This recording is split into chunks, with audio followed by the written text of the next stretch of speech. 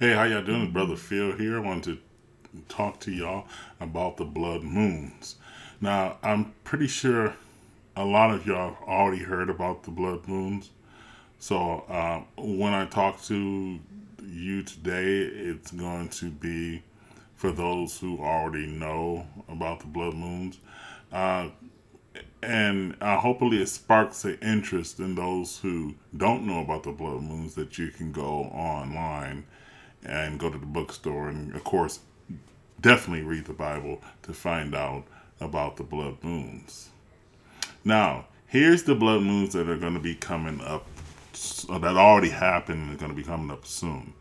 Now, we have in 2014, we have already had Passover. And for those who know, Passover 4/15/14, we already know that slightly after that, there was a Palestinian war, war with Israel. And then there was Sukkot, 10/8/14. And we know that the first Ebola victim was discovered then. And then Adar 29, which is our March 20th, 15. And then we got one coming up on Friday, 4/4/15. Now, I want to stop there. And in this video, I want to interject on some key dates that I want y'all to pay attention to. Especially the 13th of September of 2015, which is the Feast of Trumpets. We're going to have a partial eclipse then. And that's the end of the Shemitah at the same time. Now, these are signals from God, of course. These are his feast. And also, when you read Luke 21, it says there should be signs in the sun, moon, and the stars. And so the stars and the moon and the sun are for signals. They're for seasons, but they're for signals. Now, let's look at 1948. Of course, we had the War of Independence. And then there were signals in the air because Israel was going to become a nation at that time. So that was a signal from God. And right after that,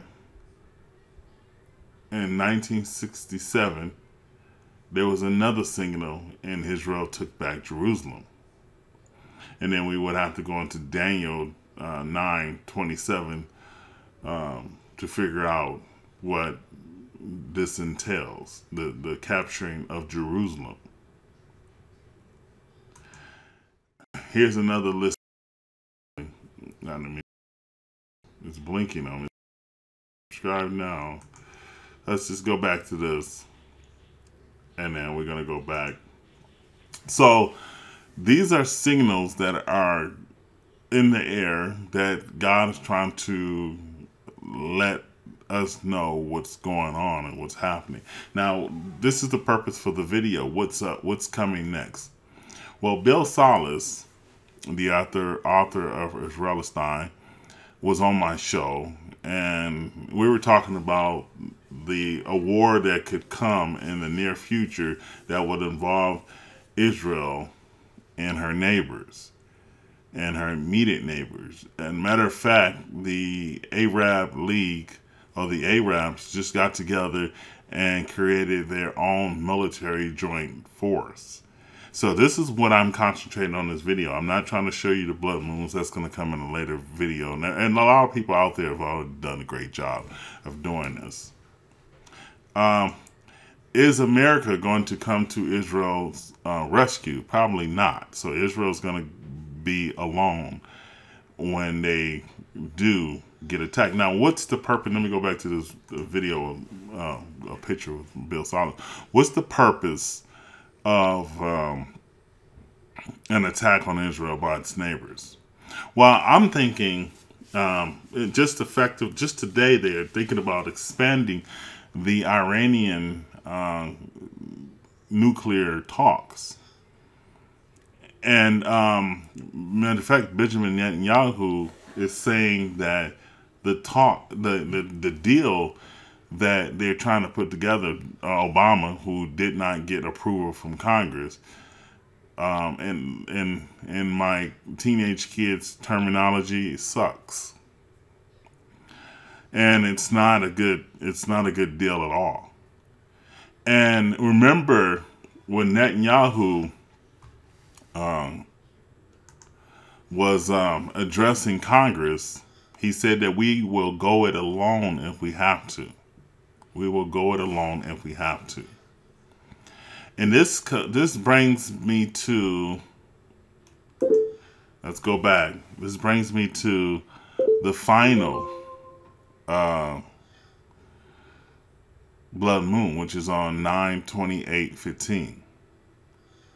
Now, I want to explain to y'all something that I'm finding very, very peculiar. First of all, from the Feast of Trumpets, which is the 9/13/15, to Yom Kippur, which will come on 9/23/15, is 10 days. And that's 10 days of repentance and coming to the Lord. Now, when people realize that they have been left behind, they are going to seek God out hard. And it's going to be a lot of weeping. But the Jewish people are going to realize that Jesus was their Messiah. And they're going to seek God. And that's going to come in the middle of the tribulation period, when 144,000 Jews will go across the Middle East and the world preaching the gospel.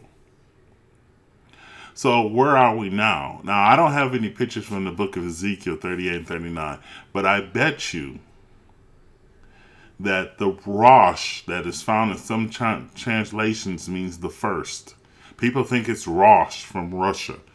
It's actually Rosh, the chief prince of Rosh. It's the chief prince. I mean, this is just my opinion. What if it's God being funny? What if Rosh stands for the first of the year, or the first of the Jewish calendar, which will be the Feast of Trumpets? I'm looking for, here's what I'm looking for, folks. I'm looking for an invasion of Israel on and near the Feast of Trumpets. And God will destroy the Russian army in these days that are approaching. So when you look at the setup, it's a great setup right now. And we just have to go back to the recent blood moon tetrad setups to understand that this one right here is bound to happen. So thank you for listening, and keep looking up. God bless y'all.